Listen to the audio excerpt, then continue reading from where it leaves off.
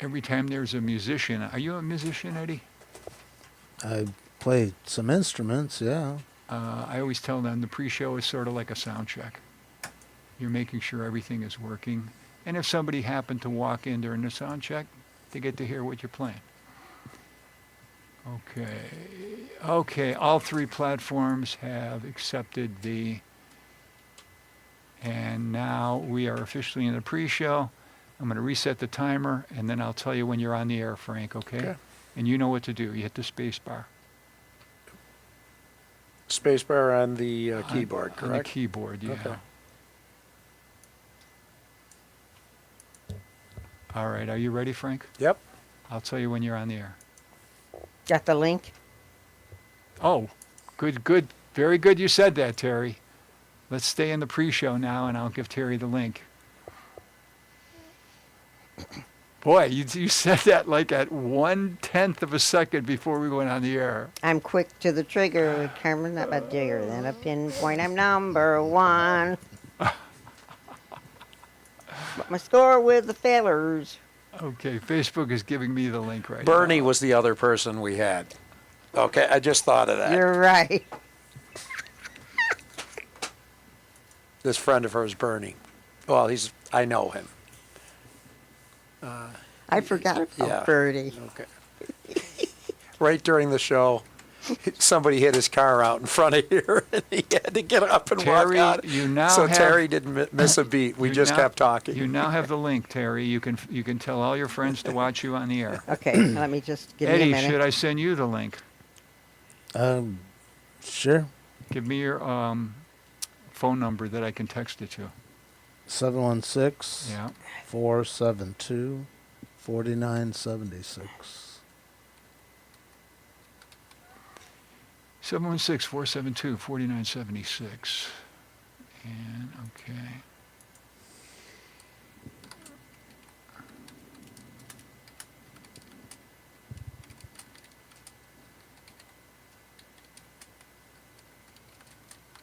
Are you sharing up the links, Terry? Yeah, give me a minute here. No, that's fine. I just Oh. want to make sure you're doing it. Yeah.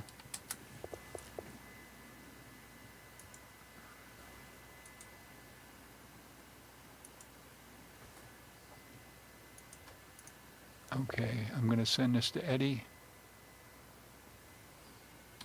I'm going to send you the one from YouTube, and I'm going to send you the one from Facebook, and then you'll have them. Okay, you got them, Eddie. Excellent. And Frank, you don't need the links, do you? If you could send it to me, that would be great. And you like Facebook, or you like... Facebook. Okay.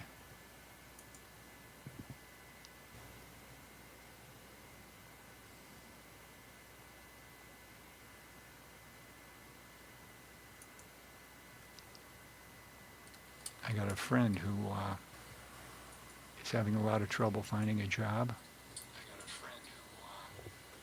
because they're a trans person, and they say there's a lot of discrimination against trans people. I said, you need a job working from home. They said, that's not that easy to find. You can turn down your volume, Terry. Turn down what? The volume on your phone. You're playing the... Oh, sorry, you're connecting to it. I just sent the links. I'm gonna send my friend the link to... How do I get this? You have to stop the... Frank will help you. I turned it off. Is that right, Frank? I just wanted Yeah, to you're send good. those It's links. off. Okay.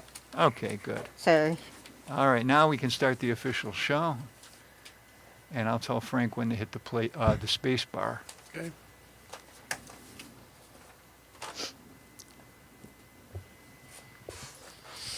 You're on the air, Frank. Buffalo's got a spirit, talking proud, talking proud. Listen up, and you'll hear it, talking proud, talking proud. The good life that we share with nice people who care. It's time to tell them all we're up and standing tall.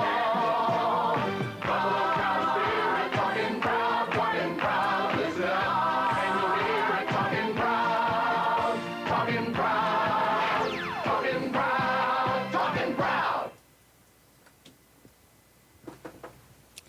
welcome everybody, and I hope you're all talking proud. Welcome to Talk About Everything with Terry, and of course, my co-host here, Frank. And we hope you're enjoying this hot weather because we've certainly had a few days of it. And then we had the festival, the Taste of Buffalo Festival, and all that good food. And that's what I like about the summertime, spring into the summer. There's festival after festival after festival. So if you got your fill of one, you wait and go to the next one. Or if you like them all, you go to every one, and they're just one right after the other. It's so exciting, and that's if you're a Buffalodian by heart. Okay, well, now on our show tonight, I'm going to turn this over to Frank. We have a special, special guest, and I'm going to let Frank tell you all about him. You want to take it over, Frank? Sure. I'd like to welcome Eddy Dobosiewicz to our show today. I was trying to figure out what I was going to say about Eddy, and I said, I had to write him down. There were so many things because I didn't want to really miss anything. Eddy's a comedian, an actor, a promoter, a magician, a disc jockey, a neighborhood activist, a historian. Did I leave anything out, Eddy? You're a dad and a husband. And a brother. I guess we could add that in there. Anything else? I think, a patriot, a guy who tries to stay one step ahead of the feds every day, a participant in the witness protection program. I like to do a lot of things. I like to keep my fingers in a lot of different stuff. He's a 7-day-a-week, 24-hour-a-day kind of personality and person. Okay, nothing wrong with that. Yeah, he's always up to something. And actually, the first great festival of the year is the Dingus Day Parade and all the Dingus Day activities that Eddy's involved in, and we'll get to that shortly. But it's again, welcome to the show. I'm very happy you're here, and I personally know all the things you do that nobody knows about. That's because I personally make you get involved in half of them. Well, yes, Well, but whether you like it or not. I don't. Trying to save an old bar on the east side, or trying to help the Polish cadets, or trying to do this and trying to do that. You're an all-around guy. It's just involved in all this stuff. And the most interesting thing about Eddy that I can tell you is he is by far the biggest supporter I know of the East Side, and he knows where every single building was, everything it was, and every time a building's taken down somewhere on the East Side, a little part of Eddy dies, and I sense it because he tells me that. They just took down this building, and that was this bar and this restaurant, and I can't believe it's gone. And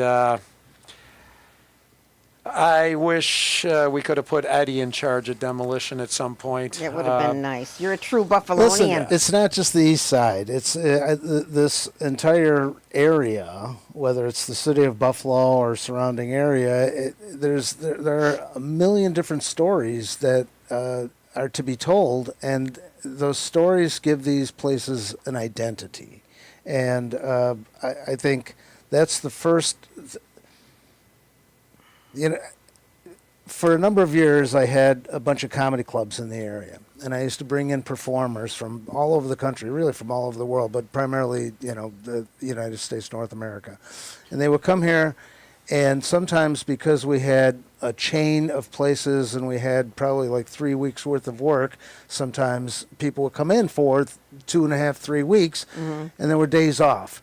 On those days off, I felt obligated, being a comic myself. I knew what it was like out on the road, not knowing anyone, and I would, kind of felt obligated to show them around and make sure that they were, occupied. And we would go, and I would take them to places. And initially, I would take them to the places that everyone expects. Take them to see the Albright Knox Art Gallery. Take them to see Delaware Park, whatever it was. But time and time again, every one of these people would gravitate towards the authentic areas, the nitty-gritty, the old factory areas, and we would wind up in old gin mills and Wow. in an area that used to maybe be part of an industry, the steel industry or the stockyards or something like that. And every single one of those people would just express their love for what we had here in Western New York, and what that was an authenticity that was kind of connected to the past. And there are many places in the country, probably in the world, that don't have what we have here, and people took it for granted. And the the convention visitors bureau people, the tourism people, they all steered during this was in the 70s and the 80s with with the Talking Proud, what that commercial just showed. All those the touristy kind of Yes. places that you had to see that made Buffalo beautiful. Which is correct, and those things are beautiful, but there was something authentic about the stuff that wasn't so beautiful. An old factory gin mill that just smelled of beer and cigarettes. There was something very, very real about that, and nobody was paying any attention to any of that. The East Side happened to be the most neglected out of all of the areas of Buffalo, and it was the last bastion, and it just happened to be a part of Buffalo where I grew up. And about 20 years ago or so, maybe 25 years ago, I started to realize that the area was being decimated. Mm-hmm. Literally bulldozed away, blocks of homes and businesses that had been around for generations were just being bulldozed away. And nobody was saying anything about it. Nobody. Not the politicians, not the people that used to live there. At that time, nobody. Now people are, and I mean things have changed, and that's part of the awakening that we're hoping for. Mm-hmm. Buffalo's a cool place. It's been misunderstood and had a low self-esteem. The people of Buffalo. I don't want to say the people of Buffalo, but it seems the area had a low. Do you know what I mean? Yes, it I had. do. It had it just kind of was down on itself. It's like that victim mentality. We can never. We lost the Super Bowl. Oh, we lost another Super Bowl. Oh, we lost another Super Bowl. Oh, we got snow. Blah blah blah. Whatever Think it of is. the downers, yeah. And I think if it can be turned around.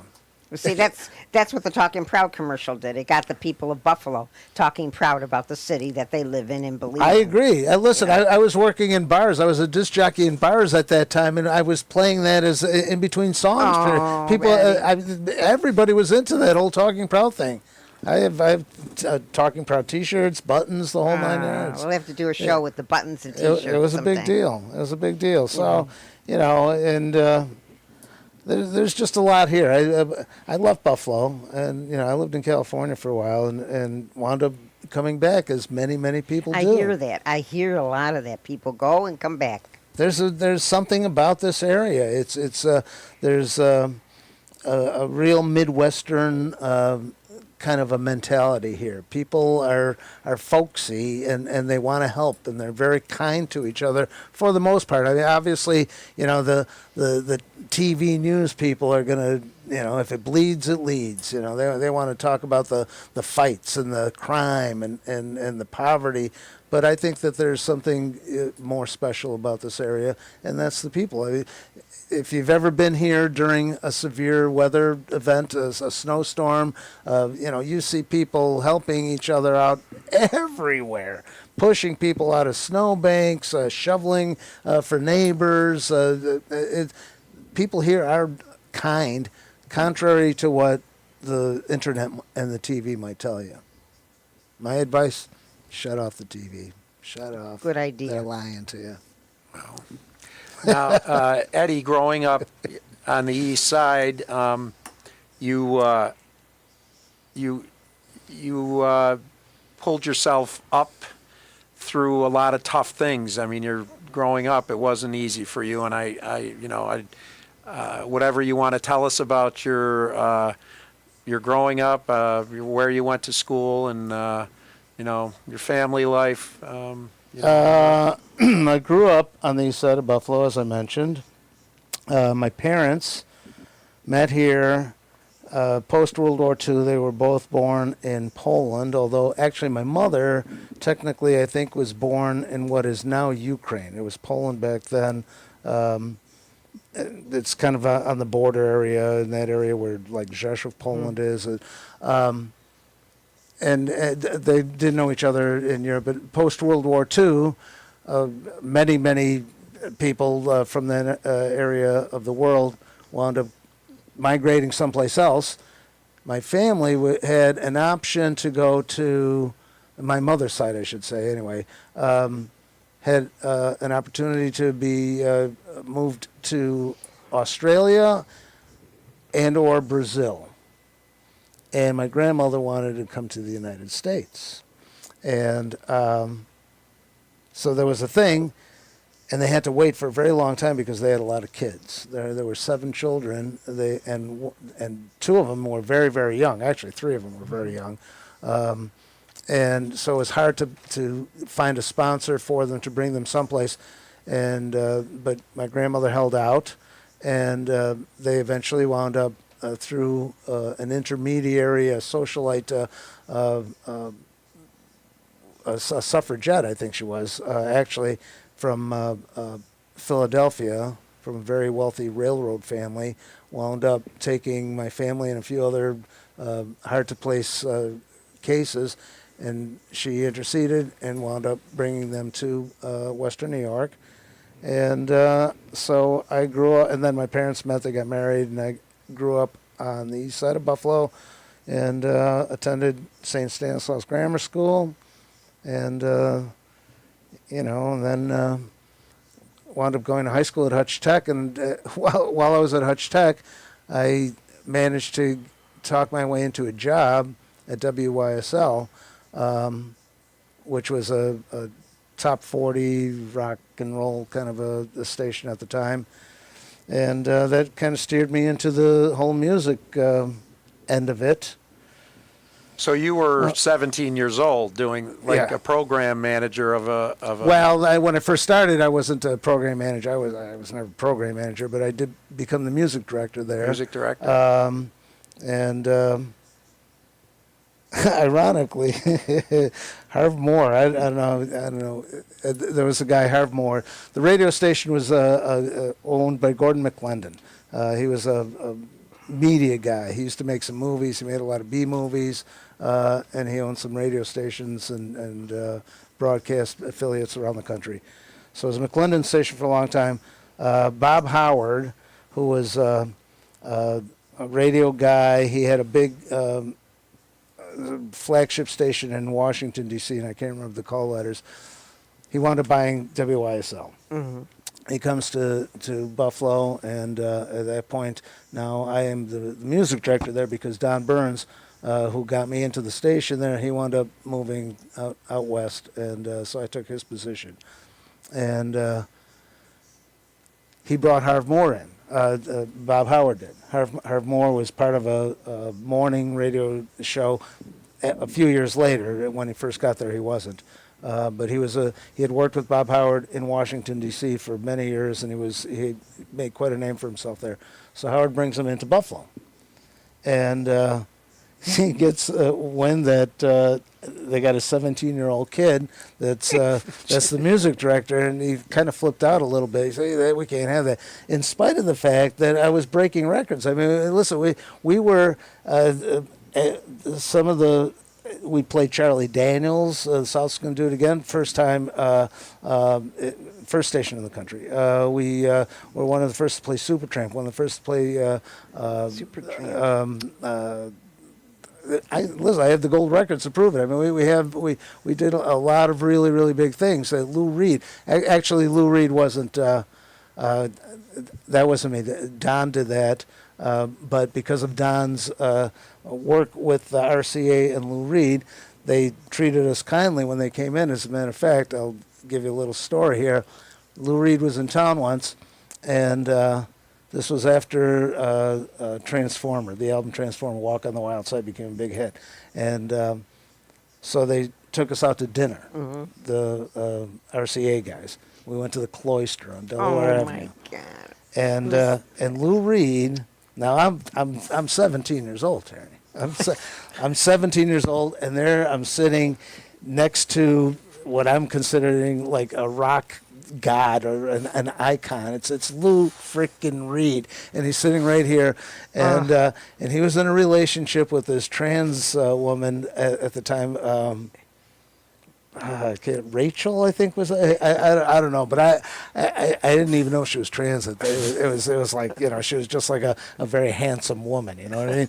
And I'm just like, everybody's talking, you know, the radio record stuff, and I'm like, Lou Reed, man, Lou Reed. And all of a sudden, Rachel, I think that was her name, she leans over to Lou Reed and she says, "Eat your effing peas, Lou." And he just like starts eating. I'm like, you know, okay, honey.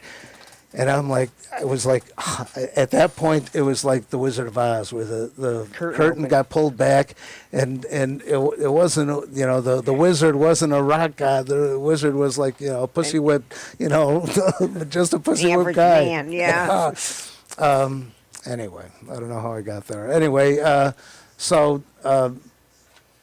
After so Harv eventually, and I, you know, he said, you got to go. We need someone older and someone more experienced. So that's fine. Ironically, 25 years later, Harv Moore bought a pizzeria in North Buffalo, and I ordered a pizza from there, and Harv Moore came and delivered it to my door. It was like, Oh my goodness. it was like the circle came around. Yes. But you know, I love that experience. The whole thing, and working in the clubs and with the radio and record people, and you know, music was a big part of my life for a very long time, and it got me into that whole entertainment field. And I wound up reinventing myself later in a different direction. You know, with the comedy and the magic and. In any event, that's kind of like the first half of the life story, I guess. Well, after leaving WYSL, you were a DJ at Cole's, the Stuffed Mushroom. A lot of bars over the years. I worked I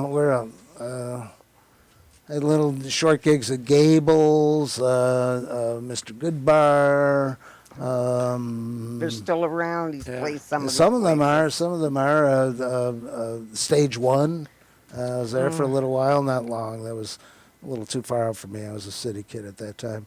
Yeah, and the bars were really, you know, what I took to the bars was an energy and an excitement, and because of my relationship with a lot of these radio and record people, we were able to get a lot of events that took place with bands. We would get major acts that would come in after their concerts in town, or prior to, or I mean, we did, you know, Journey, Eddie Money, Cheap Trick, Ozzy Osbourne. I mean, we had all these people. We, you know, and then. Harvey Weinstein was at that point, he had the Century Theater, and he was doing big acts at the auditorium, and he would bring people in all the time to wherever I was working, primarily at Cole's a lot, and then when he had Stage One, obviously that was his thing. The bar scene is completely different these days. You know, we were just talking about that recently. It's the whole social interaction with people has changed so dramatically. These cell phones really cost a lot. I think cell phones a major factor. I think the way people consume alcohol or don't consume alcohol, the legalization of marijuana, you know, it changed the behavior patterns of younger people. Yeah, you know, it says here the Stuffed Mushroom is, of course, we know legendary. Tell us about the deal, the phrase. Did you really coin the phrase, the restaurant that thinks it's a bar? the bar that thinks it's a restaurant. That- Tell us a little bit about that. That was. It wasn't I mean, there were other businesses that had done something like that, but it was just there was a. They wanted to paint a mural on the side of the building, and they wanted to reinvent the menu and kind of change. When the stuffed mushroom first opened, I was not involved. There was three brothers that started the business, the Alfieri brothers, and they primarily were like a college bar when they first opened up. And there was competition all around, and they were kind of in a weird location at that point, but they were kind of the midway point between Canisius College and the University of Buffalo. And so they started to kind of appeal to that crowd, but then they wanted to elevate it up a little bit. And there was a guy there that was working there, George Sheetinger was his name. I wonder whatever happened to George. He was from the New York area.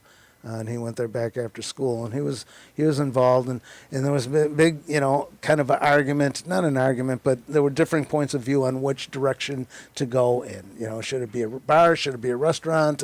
Back and forth, and then, so we kind of came up with that. It was somebody, I think there was a restaurant in New York City that had used something similar to that, and we just kind of snagged the idea. You started open mic at the stuffed mushroom too. It wasn't really. It wasn't an open mic. It was. It sort of was, because we didn't just open it up. At an open mic, if you show up, you put your name on the list. You put on. We created a comedy night. Comedy and magic. It was the thing. We had close-up magic that happened before and after the show, and then we had some comics. And initially, the very first, because this is what happened. I had moved back from California, and I had a relationship with Jimmy Alfieri particularly, but I used to work for them as a DJ and a promotions director. Prior to moving to California, and so when I came back, I was looking for some employment, had to pay some bills and eat, and started talking to Jimmy, and they had people working, spinning records and doing. They really didn't need me in those capacities, but I said, "What's your slowest night?" And he said, "Well, Sunday night." So I said, "Well, let's take," because Monday nights were a big deal over there, and I said, "Let's take Sunday nights and let's do this thing." And I proposed we do a comedy thing, and he said, "Okay." We charged a couple of bucks at the door, whatever it was. We had a drink minimum, and the first couple of weeks that we did it, it really was just local guys. And then we started getting some action, so we started bringing in one out of town comic. Initially, it was from New York City because it was the closest. And then we started expanding, and then Jimmy and I partnered up, and we wound up creating a whole circuit. We had a club in Niagara Falls, we had a club in Rochester, we had a thing in Lockport, we had some suburban stuff. We literally had like 3 weeks worth of work. It was a really good run, and but the thing at the Mushroom, really, I mean, we had some. I don't know how many people are watching this will remember the stuffed mushroom, but it was a really cool bar and restaurant that was on Main Street, and had great food, primarily like an Italian flair to it. But we had entertainment there also. Sometimes they would have live music, and this comedy thing really was kind of unique. Nobody really was doing comedy at that point. I think the old Tralf, the one that was in the basement that was just a few doors away from where the stuffed mushroom was, they had a comedy thing going, and then when they moved to Theater Place, I think it was on Wednesday nights. I don't know if it was weekly or monthly. Now I can't recall. I think it was weekly. And another venue on the west side of Buffalo which at that time was called Cafe Casablanca. Now it's what's the name of it on Rhode Island? It's on no, I can't remember the name of the place. It's still there. It's a great restaurant. Left Bank. They did a comedy thing there too, and but it was all local stuff, and we started bringing in some national people, and it really elevated it. And that's why we wound up turning it into a multiple chain. But we had who did we have? I mean, at the Stuffed Mushroom, we had Dennis Leary, we had Jeff Foxworthy, we had Judy Tenuta. We had Joy Behar. Joy Behar. Oh my God. We had Joy Behar, and she wanted to go. She cut her act short. She was supposed to do a 45-minute set. She wound up doing like 20 minutes, and so the owner of the place was very upset about it, and he didn't want to pay her the full thing. And she said, "I had to cut it short because I'm auditioning for the Cosby Show tomorrow, and I had to make sure that I got out tonight because the snow was coming, and I don't know if I'd be able to get out tomorrow and make my audition." So. But we had a lot of great people there, and it turned into it was a really fun little environment. They had a little elevated dining area that we had a stage and a curtain. We set it up. It was a beautiful little supper club atmosphere, and then the bar room was on the lower level like that, and it was great. I miss those days. And what was the name of that again? Now it's the Left Bank, but what was the name of it? It was called the Cafe Casablanca. Okay. Cafe Casablanca. Tony Marfione used to run the place, and then he went over to the Tralf when it moved to Theater Place. What about the comedy club in the former Hotel California? The Comedy Trap. That was another great little thing. It was on across the street from where the Virgil Avenue, where Terrapin Station is, and it was the Hotel California. And then it was the guys that owned the bar. There were two guys that owned the bar, Jack and Tony, and they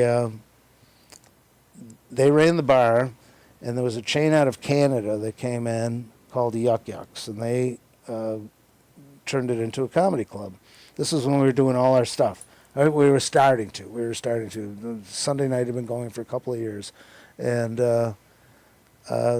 For whatever reason, the Yuck Yucks thing didn't work out. I don't know if because I think primarily they used Canadian talent that wasn't well known here.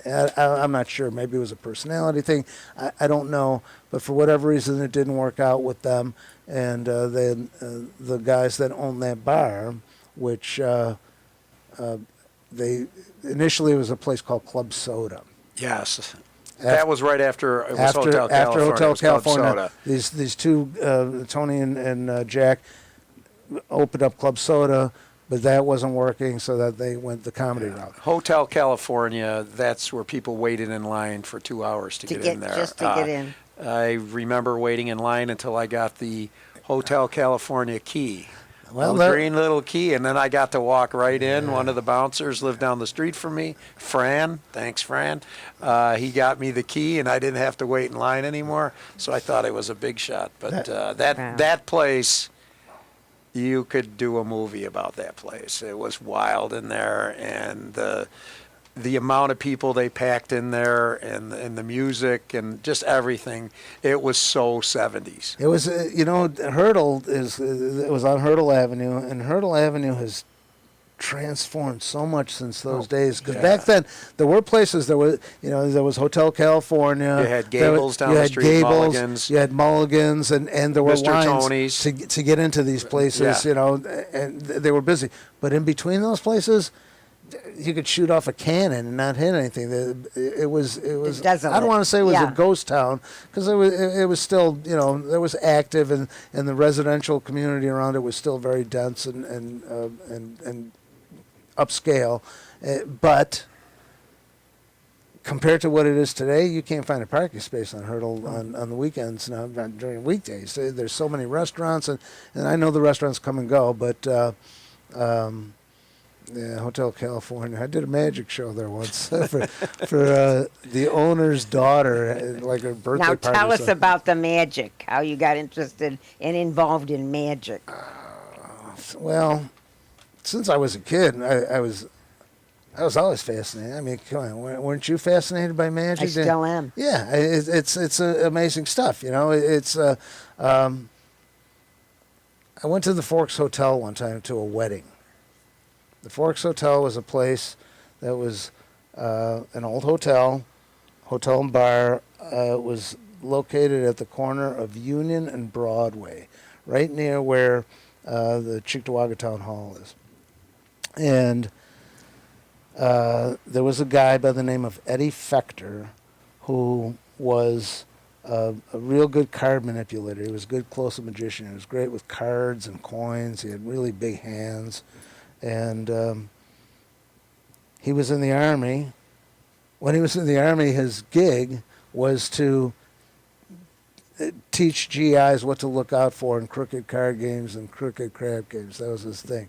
And so after the war, or after his service, I should say, he bought the place, and it wound up being a hangout for guys that were interested in close-up magic. Did they had cards stuck to the ceiling there? Yeah, they did. Okay, I remember my dad taking me there when I was a small kid for a magic show. Yeah, one of the first tricks I learned was once I started getting serious about it, was the card on the ceiling. That was a staple, and they had them all over the place. You pick a card, sign your name on the card, they put it back in, blah blah blah, and the thing put a rubber band around the deck, and the magician throws the deck up up in the air, hits the ceiling, and the deck falls back down. But the card that you signed is up there, with your signature visible. Really cool trick. Really, really cool trick. Sounds like it.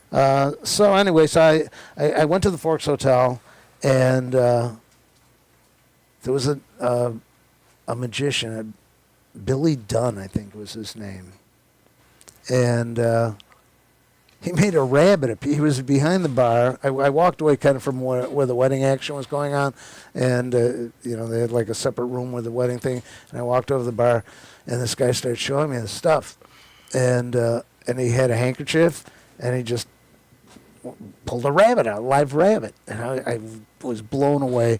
And I had always, like, tinkered around with it. I knew, like, real basic stuff from when I was a kid. From maybe 9, 10 years old, I think, is when I first started doing magic. And I dove into it. I started reading books, hanging out.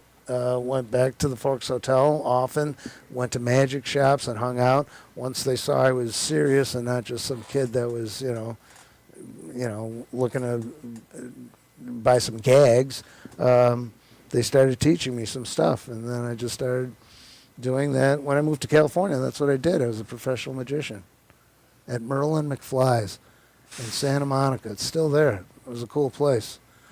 Why did you move there? To California? California, yeah. Why? What started that whole thing? I lost a bet. I like that. No. I don't know, because I was, looking for green grass, Greener grass. Greener grass, right. It was some kind of grass. Yeah, it was Acapulco Gold is what I got. Because a very dear friend of mine moved to California and said, come on out here. And he found me a job working at a music magazine. And then I started doing the magic thing, and I thought it was fun. I was in my early 20s, and it was California. That's why. Beautiful girls, sunshine, beaches. I lived a block and a half from the beach. It was heaven. That's what it's all about, It right? was heaven. But listen. There was a very, nothing happens by accident. I'm telling you. And the vibration wasn't right. The frequency wasn't right for me there. And I wound up coming back here.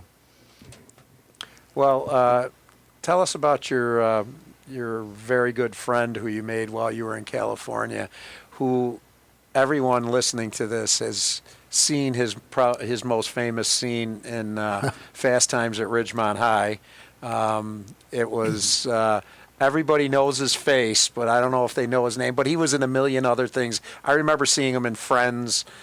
Independence Day, wasn't he in Independence Day too? I believe he was in Independence Day, a small part in Independence Day. But tell us about, was he your roommate or just became friends? Taylor and I actually we didn't know each other when I was in California. We became friends in the comedy years. We worked together a number of times when we probably mid 80s maybe, somewhere around there. Taylor Negron is who he's talking about. For those of you out there that don't know his name, he was the pizza delivery guy in Fast Times at Ridgemont High when Spicoli ordered the pizza while he was in Mr. Hand's house, and he walked in to the classroom with the pizza. Who ordered the double cheese and onion pizza? And to me, that's like the funniest scene in that movie. Eddie was very good friends with him. Taylor was a good guy. He was a great guy. One of the sweetest, kindest, most generous people I've ever met, without question. Creative, interesting, funny, great chef. He was a good guy. I miss him dearly. But we weren't friends when I lived in California. I mean, we went back and forth after that. But when we met, I was already living back here. Well, do you have any stories about Roseanne Barr? I know you worked with her Really? for a while. No,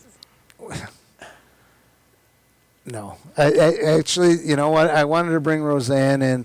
I was involved in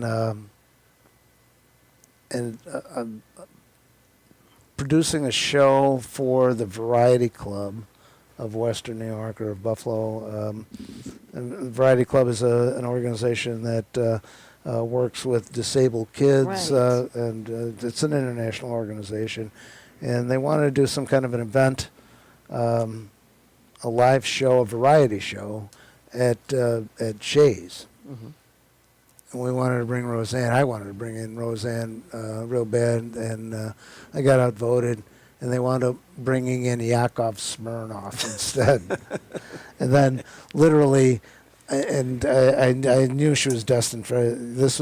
She had just done the Carson show, the Tonight Show she with was Johnny destined. Carson. I remember the first time I saw her on there. and She was absolutely hilarious. It was off the charts, and I knew she was like, she was going to fly, and but she wasn't a household name yet. And literally, I want to say like 3 or 4 months after that show, the sitcom happened, Roseanne, and she became a huge megastar. And, I wanted to bring her in. I got outvoted. What can I say? It wasn't my gig. Well, You started doing Queen City Chronicles on Channel 7, meeting some of the most interesting residents of Buffalo. Well, you guys are all over the place here. Jeez, man, oh man, we just fast forwarded like 20, 30 years. but we'll get back to that We want to other make stuff. sure we get to it. Yeah. The Queen City Chronicles was I had, I'm like, it's a pinball here, bang, bang.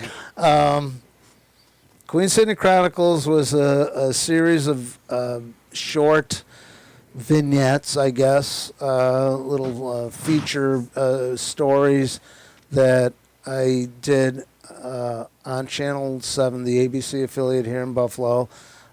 Tony Jones and I. Tony Jones is a videographer at the station who had a great eye for detail, and he was a great editor, and so we started doing these. Again, like I mentioned earlier about the stories that we have here, there's so many stories. And When you heard, when Terry mentioned Queen City Chronicles, what's the first story you thought of? If you had to say, the most interesting person you met or the craziest thing you saw, I remember watching them. The one that sticks out in my head was the one you did with the man that I don't remember his name, but he made the hats for Indiana Jones and all these like Yeah. movies. He had a little store on Broadway. And here's this man making hats for the most famous people in the world, and no one even knew the place was there. Well, some people did because Well, he people made some in of the Hollywood most. did, yeah. I mean, he made like Indiana Jones, The Godfather, Tombstone, Boardwalk Empire, Dick Tracy. He all those movies, all his hats. And here he is in Buffalo. He was. He passed away a couple of years ago. Sadly, it was horrible. But yeah, but he was here for a very, very long time. I mean, that was a good story. There were a lot of good stories. The one where I introduced or I interviewed Francis X. Schwab's grandson. Francis X. Schwab was the mayor of Buffalo during Prohibition, and maybe it probably would be a battle to the finish between him and Jimmy Griffin, who was the most colorful mayor of Buffalo. But Francis was pretty colorful. He got busted for making beer during Prohibition. You got to love that. He didn't think that the elites should have the lock on alcohol. The common man should have access to booze. That was his philosophy. That was a good one. There's so many interesting stories. There's so many things that are hit. Eddie Fector. This might be my favorite one. The guy who started the Forks Hotel. His father, Ferdinand Fector, came here from Alsatia, the Alsatian region, France, Germany area.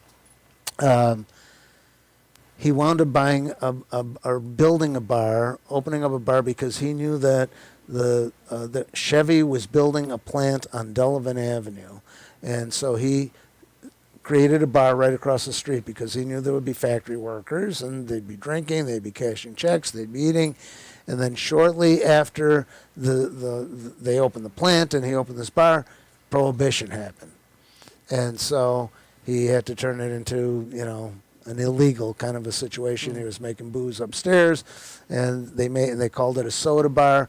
They made it through Prohibition, and then things were flying.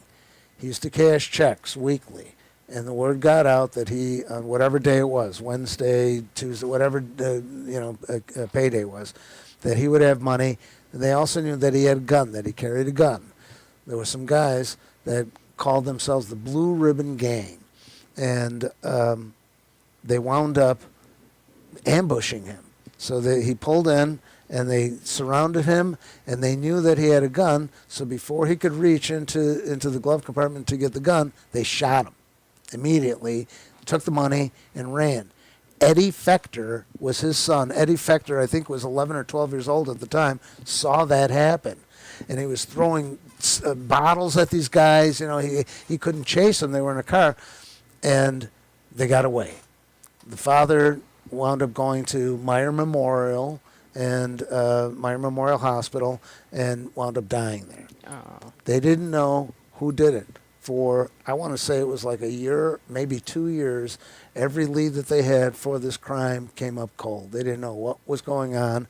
And finally, they got a break in the case because they had an informant that had infiltrated some criminal gang, and they had a detective underneath the crawl space of a house on Fay Street, which is near like Broadway, Bailey, Walden area, and the informant got the criminals drunk, and they started, spouting off things about what they had done, and they talked about this particular crime and how they diverted the police. What they did was they had one of the wives of the guys that were in this gang pull one of those police alarm boxes at the corner of Genesee and Bailey to divert the police. They went to that corner. When they went to that corner, that's when they ambushed them and killed them and got the money. And so that's how they got these guys. And they eventually, it was a little bit of a process after that. By the time they got warrants and everything, the gang had moved to a house in Sloan. There was a big shootout. They got the guys, and they were the last people that were executed by electric chair at Sing Sing, the Blue Ribbon Gang. Really? Yeah.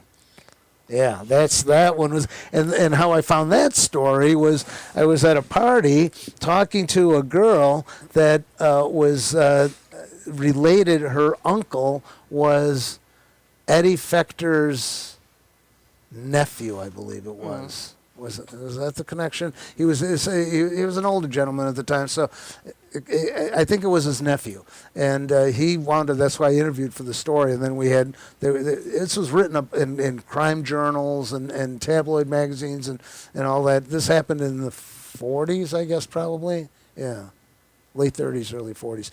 In any event, that was a great story. That one, maybe my favorite. So Queen City Chronicles, I like that. You know, that was a fun little ride there, because like I said, there's so many stories here, and I love telling these stories. I like finding them, and You there's have a lot. Well, speaking of rides, your Forgotten Buffalo Tours, that's quite the ride. That's the next If you've ever been on there, I've gone with on several occasions those tours, and they're just the amount of, like, I don't want to say, like, a lot of people say useless knowledge. I hate when I hear that term. Eddie is literally a walking encyclopedia of Buffalo. And as they're driving from bar to bar or restaurant to restaurant, he's talking about this corner, that was there, this was there. It's just, it's absolutely amazing how much you know about the city, and it's great that someone still cares. Yes. You know, I'm kind of a historian for the West Side, but I can drive around the West Side and the buildings are still there, most of them, right? But, you know, going around the East Side and seeing what's happened to the neighborhood and you know, entire blocks that I remember going down as a kid, and every house is gone, you know.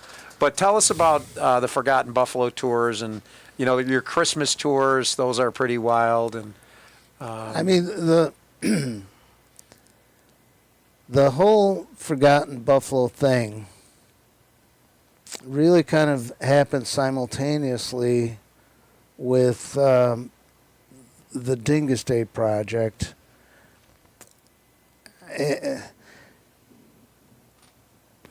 They're all intertwined. Everything is intertwined. You know, I told you about how these comics would come into town, and they all gravitated to the authentic areas of Buffalo. The old factories and the old gin mills, and that was going away. You know how this is the place on Lexington had been around for a very, very long time. Kenny Moriarty's family owned it. Kenny used to work at Kohl's with me. We used to go to the place all the time. It was kind of like an after-hours joint for us, and I had been going there for a long time. In like the 90s and the early 2000s, it elevated itself, and as that whole area, that whole kind of Elmwood Village area kind of upscaled itself even more than it was before. The place kind of came along with it and became a popular watering hole for people. And then one day, and I would go there for lunch a couple times a month maybe, you know. I worked downtown a lot, and it was a good place, good food, and I loved the atmosphere. And then one day I show up, and there's a placemat with a Sharpie, you know, thanks for the business, you know, we're done, or something like that. Just taped on the window there, and I was like, what are you talking? Are you kidding me? And I went home that night, and I started writing down all of the places that I remembered from growing up in Buffalo that were gone. Not necessarily that I may have gone to a lot. Many of them I did, but just that I remembered. You know, whether we went as a kid to get a fish fry, or you know, I went there to hang out, or just I knew about it, and they were gone. And I wound up with, I used a legal pad, and I wound up with almost 3 pages of places, and it was mind-boggling to me. I couldn't believe that many places were gone. And I guess in retrospect, you look back in hindsight and you see businesses change. Even today, restaurants come and go, like all the time. In the last 5 years, there's probably 100 joints that don't exist anymore that were, and they may have been around for 6 months, for a year, 2 years, whatever. So it's understandable, I guess. But and the culture has changed also. But it was kind of staggering to me, and I wound up talking with a friend of mine, and he had very similar interests, and I wound up taking a reporter. There was a guy from a Toronto newspaper, the Toronto Sun. He was a travel writer. He worked for Mervish Productions, big theater operation up in Toronto, and he said, "Would you take me on a tour of Buffalo at some point?" I said, "Sure, I'd love to." At that point, I was involved with a television program here, a movie wraparound show called Offbeat Cinema, and it was very, very popular in Toronto. Very popular. And so he wound up, his wife came in, she wanted to go shopping at the Galleria one Saturday afternoon, and he says, she wants to go shopping. Can you take me on a tour? So I did. It was a Saturday afternoon. It was kind of an impromptu thing. I didn't know where to take him. So we wound up, he wanted an offbeat tour of Buffalo. That's what he wanted. He didn't want just the usual, the Delaware Park and the Niagara Falls and all that stuff. So I wound up taking him to some of those old factory areas and explaining to him what this neighborhood used to be. And explaining to him that Buffalo was comprised of numerous neighborhoods, but within those neighborhoods, there were micro neighborhoods. So it might have been the east side of Buffalo, but on the east side of Buffalo, you had a neighborhood that centered around a particular church or a particular industry, or maybe even both of them. And there might be some taverns around there. So that's what we did. We had lunch at a place that closed a few years ago near the old post office, and I explained to him why these neighborhoods existed, why they came to be, what the industry was that supported it, or the churches, the denominations, whatever, this might have been a German area, this might have been a Polish area, this might have been an Italian area, Irish, whatever, and it was fascinating to him, and I was expecting a little article. I honestly, I didn't know he was a travel section of the Toronto Sun, okay, whatever. It turned into like a big, page and a half with pictures and the whole thing, and the phone started blowing up. The convention visitors people here, they were like calling me, "How the hell did you get that? How did you manage that?" I said, I don't know, it just happened. And so people started asking, after that article hit and then the publicity around that, it reverberated through the community, and people started calling and wanted to go on tours. Can you take us on a tour? Can you take us on a tour? So my friend Marty and I rented a bus.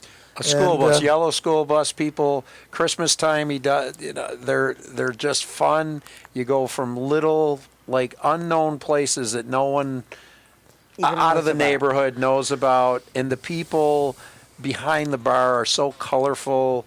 The Happy Swallow, the place you took the man for lunch. What's the name of the bar with the green neon in it? It was right out of Darren's? 1920. Yes. Yeah. It was. I couldn't believe it when I walked in there. It was like walking into a bar from 1920. It's this is what it is, Terry. Is it still around? Well, that place, the building and the bar are still there. Renata passed away. She ran the place since the early 70s, I think. She just passed away a couple of years ago. So I think there's some action going on there. I don't know if the Suns are going to reopen it or if they sold it. I'm not sure. Here's the thing with these tours. It's really a history lesson. It's wonderful. But it's disguised as a party. we stop at neighborhood taverns or social clubs along the way, and we tell them the story of the neighborhood. As we're driving through, we may be passing something, and we point out this and that, but we take them inside these places, whether they're taverns or social clubs or whatever they might be. It might be a church, or the central terminal, something like that. But it makes it interactive. So we're not just giving them dates and names. You're interacting with them. We're actually taking them inside a tavern, and instead of just, I could tell you about the tavern, Instead of looking and at I it, could even you're show in you a there. picture of the tavern. Now I'm going to take you inside. You're going to sit on the stool. You're going to put your hands on the bar. You're going to drink a drink. You're going to eat something. And You're going to play the jukebox, Right. or the shuffleboard game that's in there. Right. It's just it's so cool. But more importantly is they experience it themselves, and they see that it's safe. That you might, first of all, most odds are you're never even going to drive by some of these places to know that they exist. They might be on a side street somewhere. You'll never You go never by there, even if it's on some main avenue and you go past it. Most likely you're not going to stop and go You don't know, inside. yeah. You don't know who's in there. You don't have any friends. You don't know what's inside, what to expect. You're just going to drive past it. But now we take them inside. They go in. They have a beer. They have, Whatever a the house sandwich. specialty sandwiches, roast beef. And then they Love go that. back. Right, And then they go back. Right. We should have that available. I agree. But, listen, the reality is since that project started, we probably lost 24 places at least, I bet. I got to ask you one question, though. The place that you had mentioned had Yeah. the doormat on Yeah. that is open Oh now. yeah, it's been that Different people. Yes. I mean, it's I love the food there. So do I. and they remodeled it. They expanded it a little bit. It's a great place. I recommend it highly. It's a great place. I like the old place though. I like before the remodeling. Yeah, I don't like remodeling all the time. No, I know. Remodeling doesn't always fit the bill, Well, we have just a little over 2 minutes left. We have to talk about Dingus Day and the Dingus Day Parade. This is Mr. Dingus himself. He did not start Dingus Day, but he certainly has promoted it across the world. And the Dingus Day Parade, for everyone that's out there watching, you have to go. It's the most fun you can have without getting arrested. Well, the Dingus Day, I like to say it's the most fun you'll ever have with your clothes on. Dingus Day is another thing. It was like the Forgotten Buffalo thing. They happened simultaneously. We wanted to change the perception of that area, now known as the historic Polonia District. That area around the Central Terminal Broadway Market was perceived as being a very dangerous area. Don't even drive through there. Forget about it. It's off limits, and that's not the case. And it has tremendous potential because there are still. Although it's been decimated, it hasn't been completely decimated, and there is a great story to tell about the Polish immigration and how it affected not just Western New York, but Poland and the world, really. And so Dingus Day just seemed to be an easy way at that time, little did I know, that we could at least bring people into the area for that day and experience for themselves, just like the Forgotten Buffalo tours. You get them inside and get them Yeah. to touch it and see that it's okay.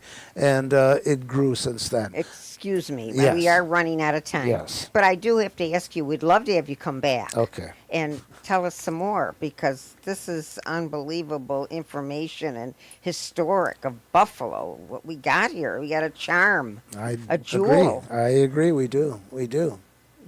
And we want to thank you so much for We have a coming. jewel. We have a jewel right here with you. I know. And with Richard Wicca and Yes. and this whole operation here at the Frank. Home of the Future. It's listen. That's a whole other story. We should have a whole episode about what Right. Richard has Terry done. is the first lady of film in Buffalo, and that's what I tell everybody when they ask me about Terry. Describe her. I say she's the first lady of film in Buffalo. So she's done it all, and Listen, Yeah. that doing talking it. proud thing, if something can reverberate for that many decades and still resonate, you hit a tone there. Bye, everybody. Okay. We have Good to say night. goodbye. Thank you. Good night. Thanks, Frank. Thank Okay. you, Thank Eddie. you, Eddie. Thank you, My Eddie. pleasure. Thank you. Thank you. Buffalo's got a spirit, talking proud, talking proud. Listen up, and you'll hear it talking proud, talking proud. The good life that we share with nice people who care. It's time to tell them all we're up and standing tall.